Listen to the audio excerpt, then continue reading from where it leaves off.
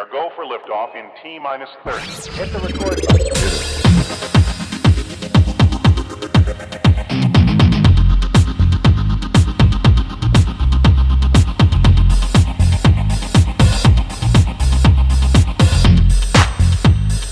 Gosh, that's swell. Well, I think by now everybody has seen this day coming, right? And I hope that your Spencer's on the line because he's on the freeway, guys. He's on location. Right? Hello? Hello? Can you hear me? Can you hear me? Yeah, I can hear you. Yeah, okay, great. Yeah. Good. Great, yeah. So I was just telling people that you're on the freeway as we speak. Oh, yeah, the 405 is the worst. I've been on it for like almost an hour now to go 8 miles. Oh, my gosh. And I left at the same time I usually do, and usually I get here, I usually have been parked already, like 20 minutes ago, but that's not the case today. Yeah. Well, let's make this week then, because I don't want you to get in trouble with the law. Sorry, what was that? Oh, I was going to say, I've got plenty of time to chat, and also I'm hands-free, so it's all good. All right, cool. Yeah, you want to be safe, right? So, yeah, we're going to talk about, it's only 4 movies. I thought the first time was when we were, like, so hurried and busy. I thought we only covered 4. But then I heard it. I'm like, oh, no, we covered 5. Okay, cool. Oh, yeah. So we're done. We're done with the 5. I won't talk about them anymore because we have now part 2, and I have them all lined up. So let's just dive right in. And since you're on the freeway and there's a lot of cars, and you can't really go faster than the speed limit, let's talk about Ford and Ferrari versus Ferrari. Yeah, okay. That's a great. I'm sure you see a lot of those right now. That's funny. I always try to find a segue too.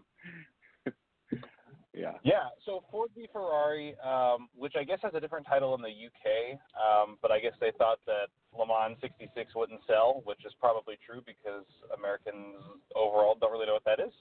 I really liked the movie. I really enjoyed it. I thought it was just a little too long. Another one. There was a lot of exposition and a lot of build-up. It was great. The performances were great. The production design, the cinematography, everything was great. I was going to say even the editing, but I think the editing maybe could have had just a little bit more taken out of it. But it was a good movie. I liked it. Yeah, I mean, I wasn't excited to see it, so honestly, I don't even care to see it, by the time the Oscars come about this weekend, so I'm really not looking forward to it. Maybe it's because, I don't know. I can wait until it comes on Netflix or whatever. But yeah, I mean, what do you think about the performances, like Matt Damon or Christian Bale?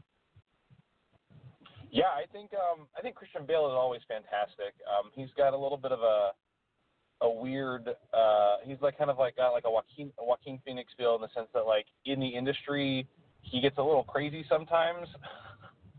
And so people think he's sometimes hard to work with. But he's very good at what he does. He's very good at his work.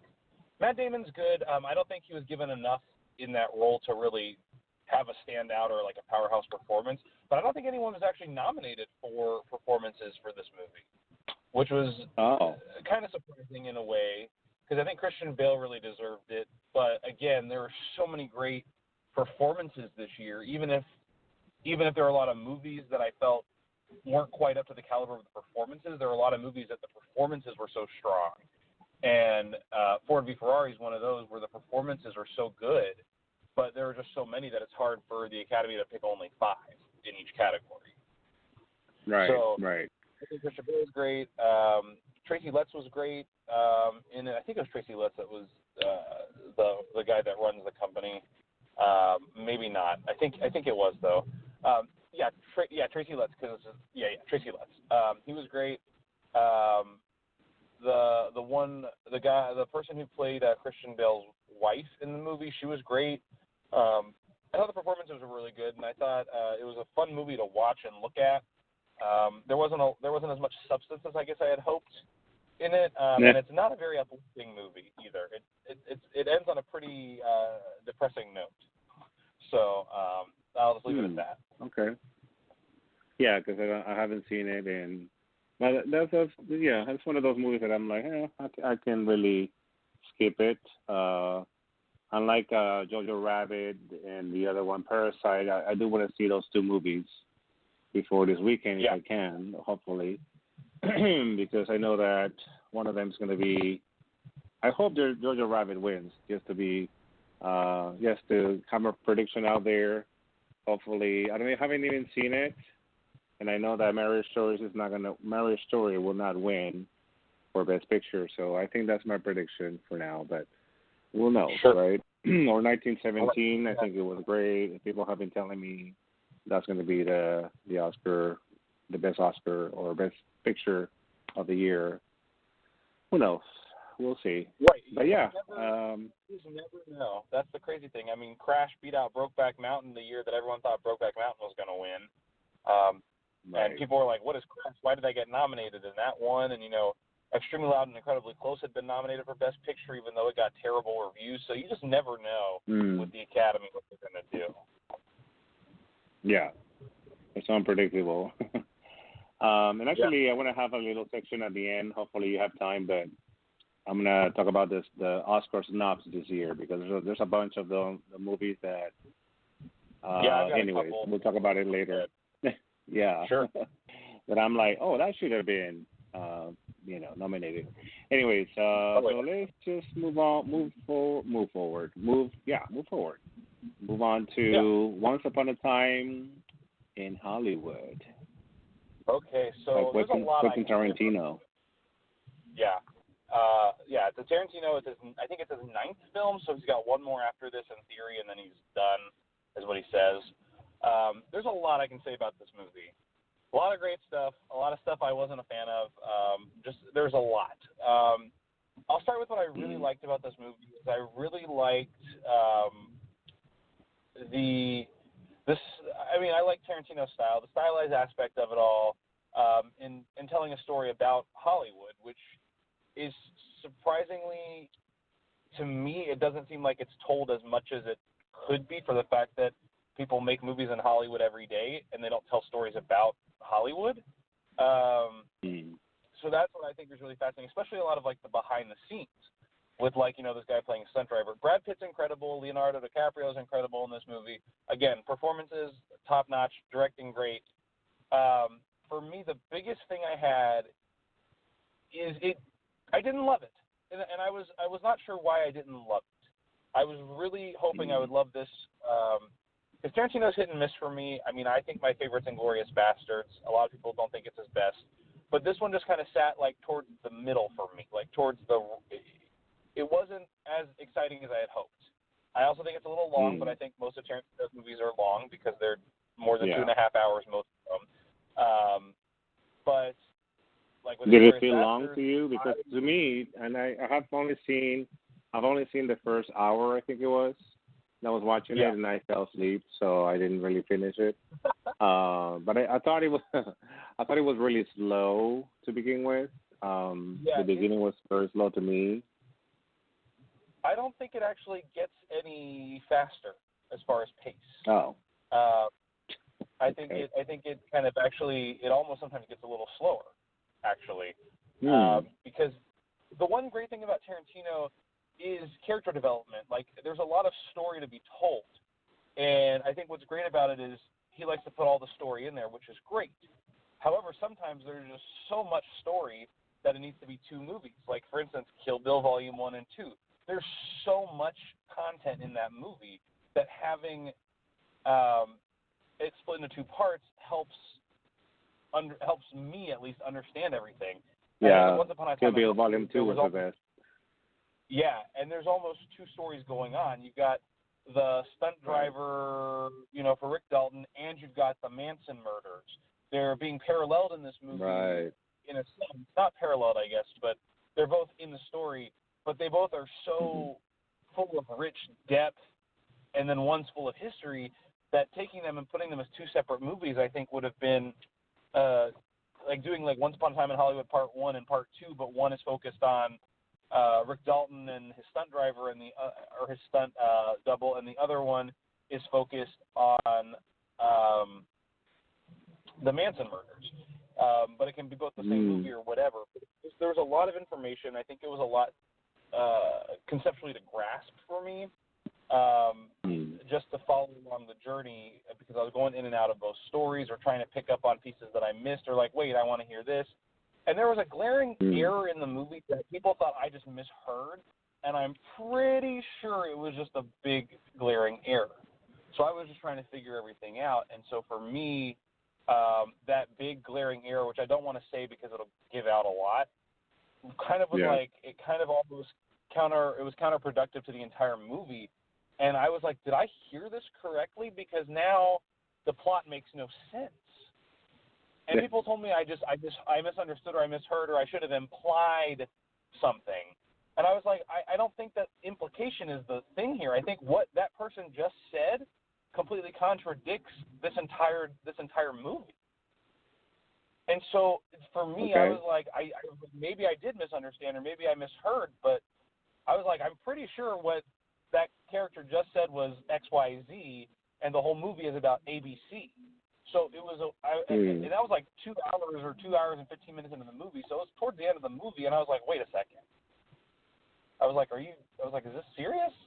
So it was very interesting. But I liked the movie, and I know a lot of people who worked on it, and they're all great people, and I think it deserves the awards it deserves because of what it's trying to tell. But for me personally, in the Tarantino canon, it wasn't my favorite. Okay. Because, it's been nominated for 10 awards, I guess, including Best Picture, Best Director, Best Actor, DiCaprio, Supporting Actor Brad Pitt.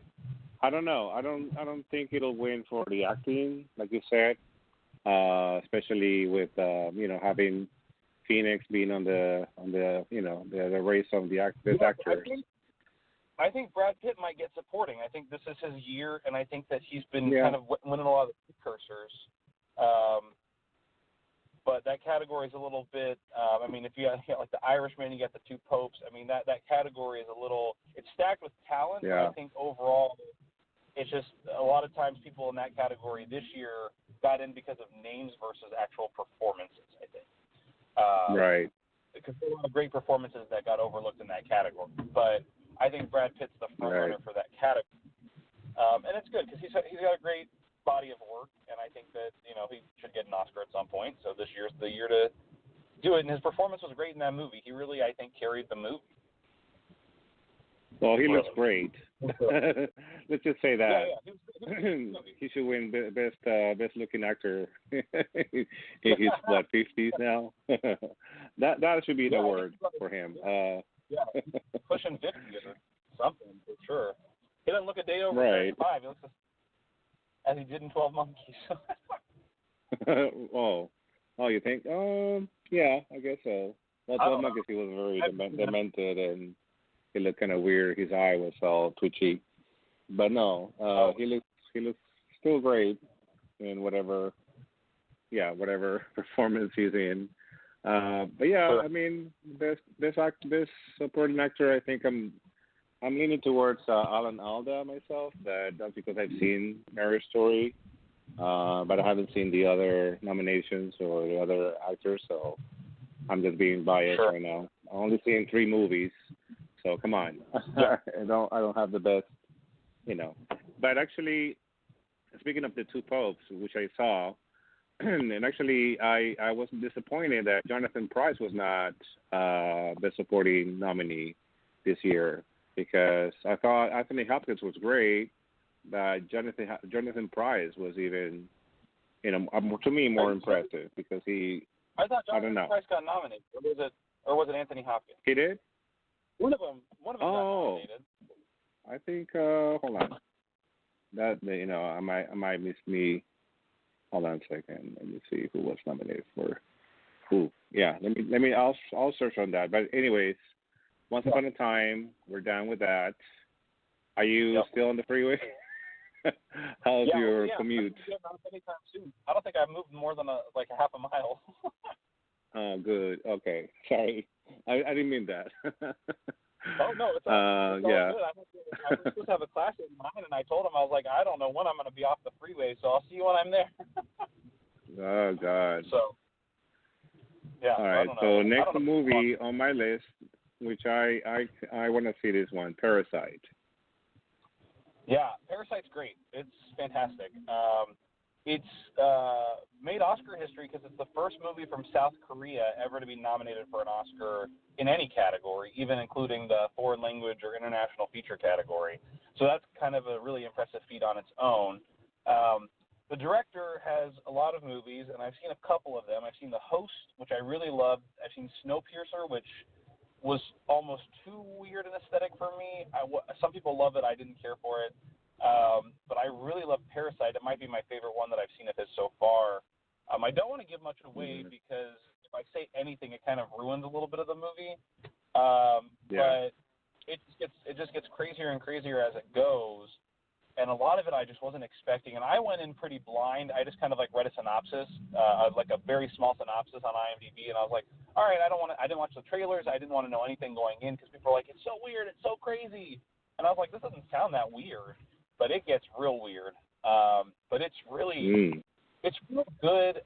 It's over 2 hours, but the pacing feels great. Like it didn't feel like it was rushed. It didn't feel too slow. It was great, and I actually thought the performances were great from the actors, and I'm actually kind of bummed that none of them got nominated for an acting award for performance.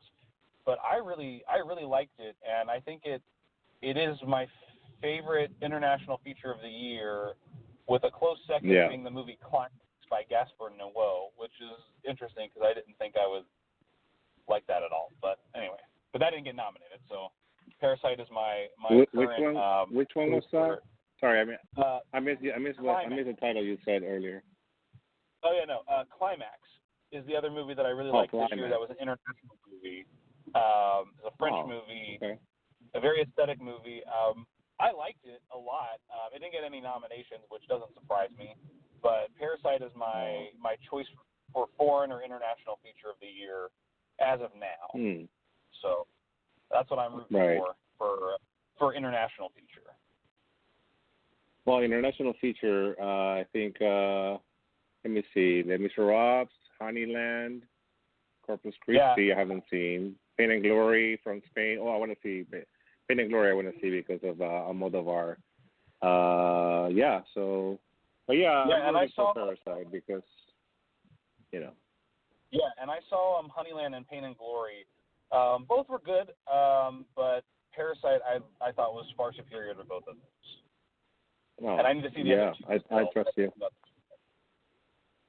I trust your judgment there. I haven't seen them, so sounds like it is gonna be well. If not for Best Picture, it will probably be Best International Film, I guess. I think it's a shoe-in a lock for Parasite for foreign or international feature. I think it's a lock. I don't think it's gonna. I would be shocked if it lost that category. Well, let's hope we're shocked. We're shocked because the awards can be a little one-sided, or they tend to go with the not the international fair. So let's see what happens. And last but not least, we have Little Women. We sure do. So when this first came out, I had no desire to see it at all. I don't like this. I'm not a big fan of the story itself. I tried to read it when I was in elementary school or middle school, and it just wasn't interesting to me. And then I went to see the movie. Everyone's like, it's so good, you have to see it, and yada yada yada. And I enjoyed it. I thought it. I actually didn't. I didn't mind it. I enjoyed it. I thought, again, across the board, performances were great. Cinematography, costumes, production design, all of that. Direction was fine. There were just two glaring errors for me that really kind of threw me out of the movie a couple times here and there. One is that different people had different accents, even though they all lived in the same place. So it was a little off-putting because I heard like some British, I heard some like trying to be American. Some people were actually American. Some people were American trying to sound British, and I was like, where? And they're like, they're like in Cambridge, Massachusetts. So like I was like, I don't know why everyone has a British accent. I was like, I don't understand. But that wasn't as bad as me.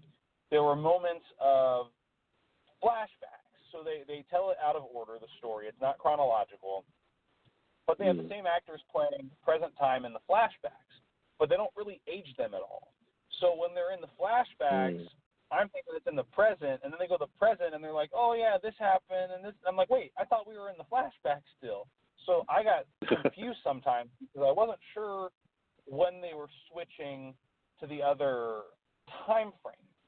And so I think that there were a couple of little, I thought everything across the board was pretty solid, but I think there were a couple of little directing elements that weren't quite solidified or weren't quite as specific as they could be or as clear as they could be for me to really like be overwhelmed with how wonderful the movie is. Had those issues not been there, I think I would have loved it a lot more. I liked it a lot. I really did. I thought I was not going to like it at all. So I went in with very low expectations, and I came out and enjoyed it. You know, the time flew by. I laughed a couple times. I felt for the characters. Like, it was really well done. I just think that had I not been as confused, I would have really, like, it would have probably been, like, one of my favorite movies of the year. Okay. But so I guess the editing was an issue for you, the editing part, where it wasn't clear. Yeah. So where they go back and forth. Loved it, but you know, it didn't happen a lot, but it happened a couple times where I was like, wait, oh, you're 13 now, but you're like 35 in this, and they look the same, and it's like, huh? So. Okay. Some people are like, oh, you know, if you know the story and blah blah blah blah blah. I'm like, well, that's the thing is, I shouldn't have to know every single detail about the story before I go see this movie. It should be adapted to an audience that can see this for the first time and fall in love with it. You know what I mean? Like, it shouldn't be something like where it's like, oh, I only know, like, it's like I'm in on an inside joke. I only know the joke because I've read the book. It's like, yeah, it's an adaptation of the book, and that's great, and you can have those Easter eggs for people who have read the book, but I should still be able to understand the story in its entirety without having read the book. Or having another adaptation. I see what you're saying. But, right. yeah, I mean, I think, you know, I mean, it's not like I couldn't follow the movie. I just kind of gave up on figuring out what was in the present and what was in the past. I was like, all right, I guess this happened, or this is happening, whatever. So I kind of once I just kind of gave up on figuring it out, then I enjoyed it a lot more. Right. And what do you think of Ronan for best actress? She's good. I think I think that her best role to date so far for me has been Brooklyn. Her role in Brooklyn, I thought she should have won the Oscar for that. That was a perfect role for her, and then she didn't quite get it because Brie Larson got it, and Brie Larson was fantastic in Room, so, you know, I wasn't disappointed that Brie Larson. Room, yes. But I think she was very good in it. I think that it's just the cast. That cast is so good, and what I love is that there are so many strong, powerful women performers in that movie that it's unfortunate that they're like, we can only have one person nominated because Saoirse Ronan was great, right. Emma Watson was great, Laura Dern was great. I mean, Florence Pugh was great. I don't know the actress who plays Beth, but I love the person who played Beth. I mean, Meryl Streep was, you know, Meryl Streep. She's always great. But there were so many female performances or women performers that were so good. And it's like, the movie's called Little Women, and that's great. There are so many great performances, and I'm just kind of mad that the Academy decides they want to just pick one for each. Like, why can't there be more than one for the same movie? They did that for The Irishman. You know, they did, Joe Pesci and Al Pacino for The Irishman. Legendary actors, great, whatever. I mean, you know, it's like, why can't people from Little Women be nominated for supporting actress or lead actress or whatever? I thought the performances were so great, and it's hard to choose between them, really, for me. They were all so different. But the person who played Beth, I thought was, I don't remember her name, but she was great. She's more of a breakthrough, newer performer, but I thought she was fantastic.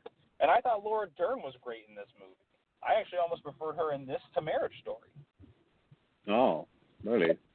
But the performances really engaged me throughout the movie. And of course, costume design and production is out of this world. But sorry, what's the name of the character you were saying that you don't remember her name? Beth is the character. Beth. Okay, that will be played by Elisa Scanlon. Oh yeah. Yep. Just so you know. Scanlon, that was. And I have never seen her before. So she's from Australia, by the way. She's like 20 or 21 or something, or 19. But she's only done a couple of like smaller movies, and I think like she was on a TV show that I haven't seen.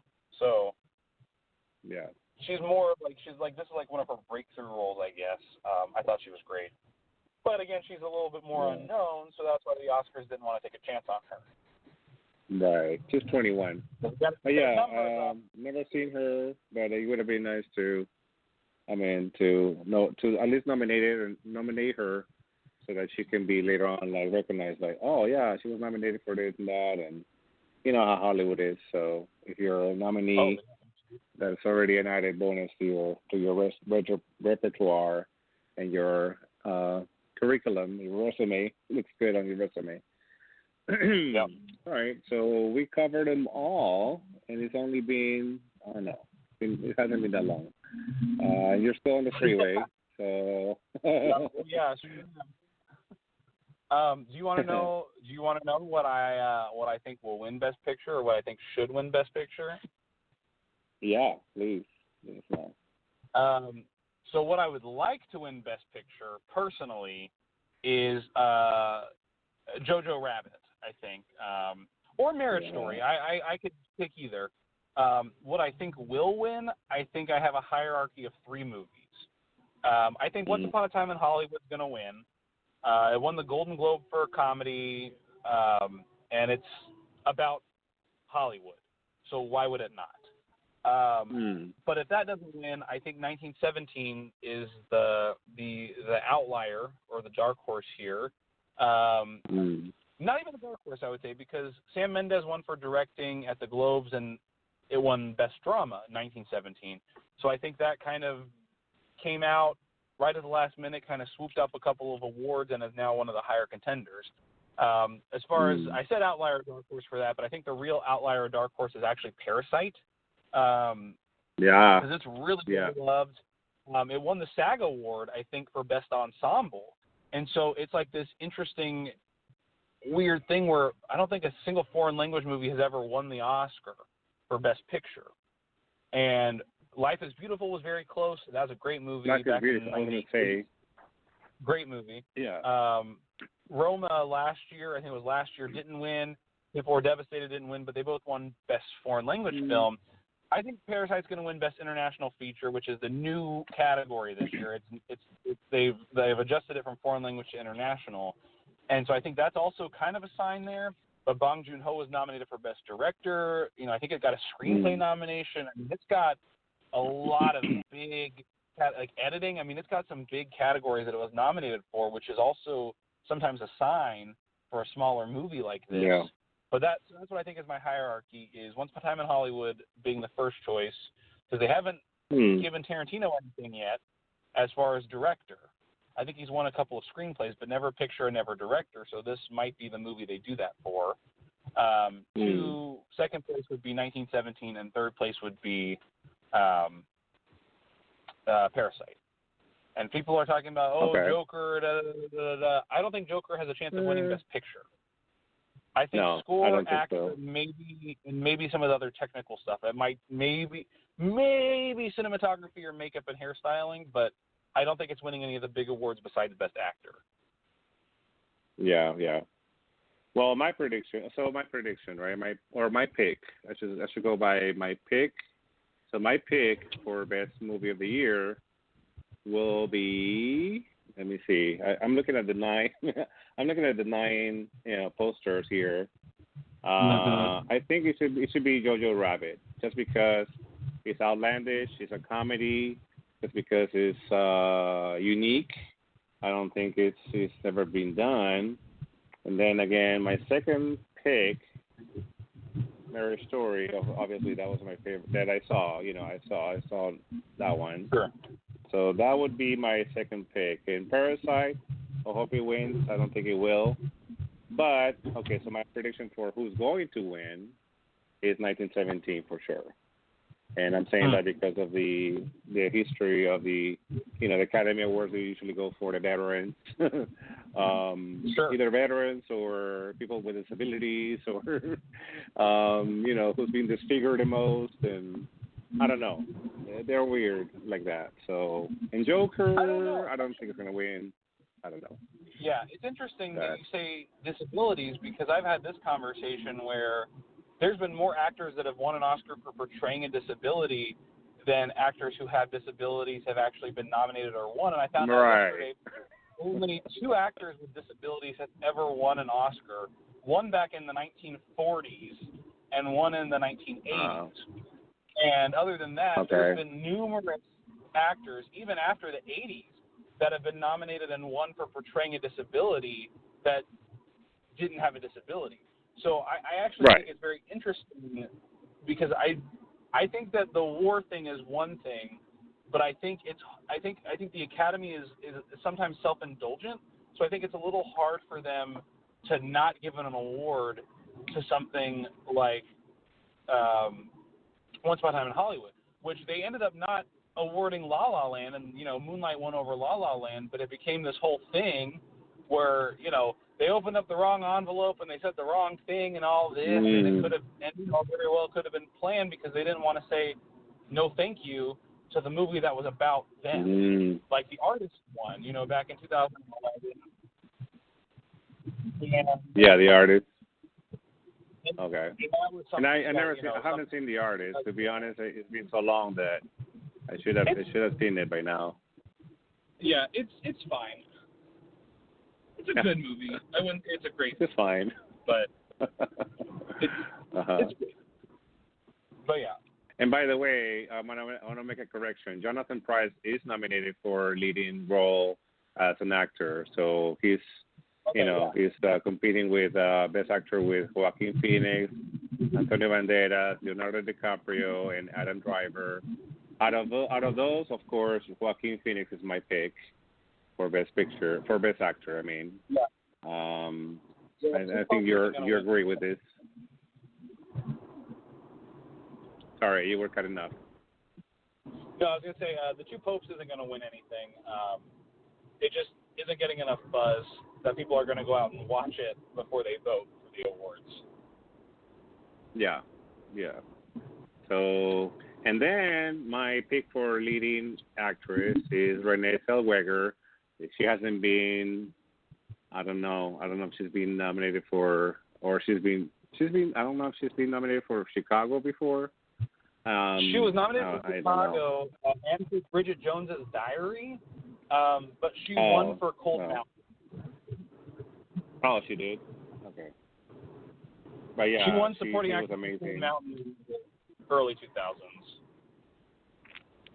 Oh, okay. So this was actually, I'm torn between Renee and Scarlett Johansson. But I think this is Renee's for sure. Okay, Renee. Yeah, I agree. I think she has nothing but herself to lose with that one. Right. And I think this is the thing is I think we talked about this. I think you really liked Judy. I didn't love it, but I loved Renee Zellweger. I thought her performance was incredible. It was I was crying. like watching Judy. If I cried, that means it was good. It's like my eyes don't lie. I was really going for her. I think I cried in a couple of movies myself. So.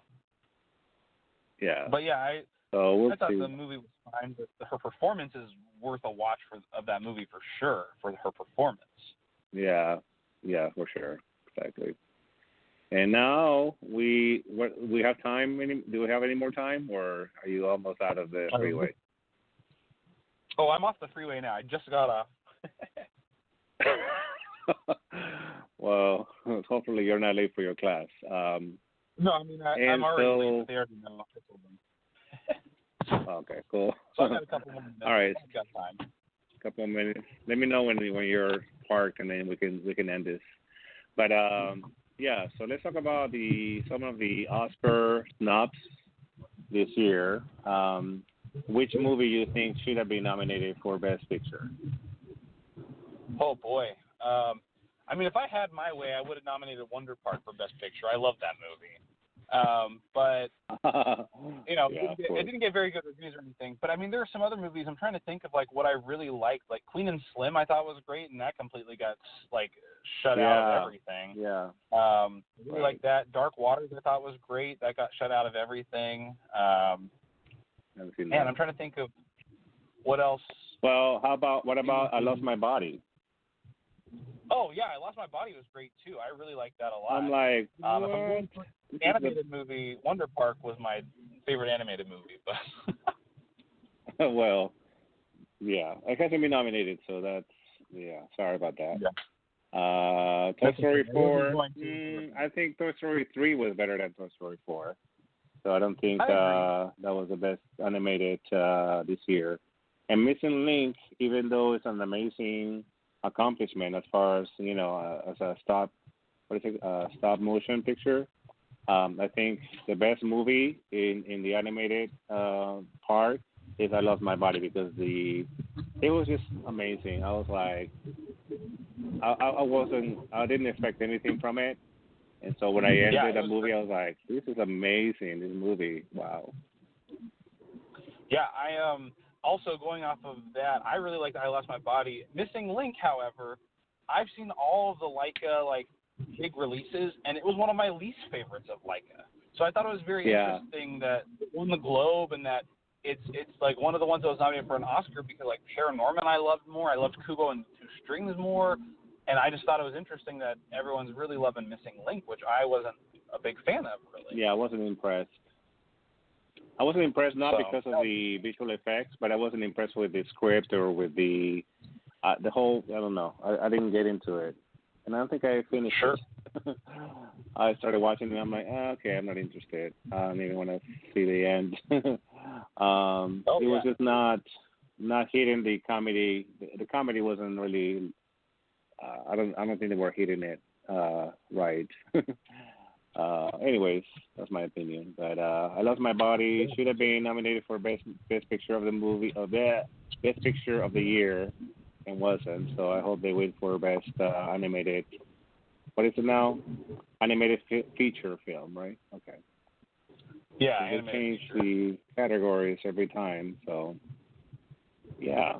Well, and I think we covered them all. I'm sorry. Go ahead. We did. I was going to say, the reason why I don't know if you know this, the reason why they made the animated feature category is because Beauty and the Beast, the Disney movie, was nominated for Best Picture back in 1991 for the 92 Oscars, and a lot of people were mad that an animated movie took one of the 5 Best Picture slots, and so people were mad about that. And so they were like, well, we won't do that then. And so then people that were animated, people were like, that's not fair, because if it's one of the best pictures, why can't it be one of the best pictures? Why does it have to be live action? So they're like, well, then let's just create this best animated feature category. And so now it's becoming harder for animated movies to get nominated for best picture because they've got their own category, more or less. Same with foreign language. So that's becoming an issue. Yeah, the language. That was another change, right? That best language or foreign language. Now it's what is it? Best international. Gotta go back and forth here. International. Okay, so they changed that. Anyways, I think we covered it all. But I do want to thank Spencer, because Spencer has been a trooper. I really appreciate you calling in today. And also, I want to mention that you'll be having your own starring role at the Fringe Festival, right? I will, yeah. I'm doing a new show. in my fourth year at Fringe, my fourth musical. This one's called Blindish, which is literally it's my life story. So I'm excited to put that up this year at Hollywood Fringe. So hopefully you'll take a look at it. Come check it out. My life growing up. Yeah, we'll have another show just dedicated to that because I know you already arrived and you're walking to your class, so I don't want to make you any more late. But I do want to thank you, and yeah, sure, we're gonna have more Black Duck Radio. So yeah, just to let people know that are listening, I will please follow the page on Facebook because I'll be posting now that the office hours and everything, the Hollywood Fringe has started. Not technically, but it's almost there. So we're gonna be interviewing people, actors, directors, and producers, whatever, from the Hollywood Fringe Festival. So this will be my last podcast before then, and then we'll continue with another season of Italo's Black Duck Radio. Anyways, any last words that you want to say to the audience before we wrap it up? Sure. Go see Wonder Park if you haven't seen it. It's actually, don't listen to the reviews. It's actually a really cute, fun movie, which I think is actually a metaphor for depression. So go check it out. Oh. That's what I would say. See? I didn't know that. So I'll check it out too. I haven't seen it. But I haven't seen many movies in the theater, so I need to get out and just do it. All right, Spencer. Well, thank you for calling in. I'm glad that you're back. You're in your parking spot, and hopefully you get to your class on time. All right. Yeah. Well, thank you. You're welcome. See you around. Thanks for calling in. We are go for liftoff in T-minus 30. Hit the record button.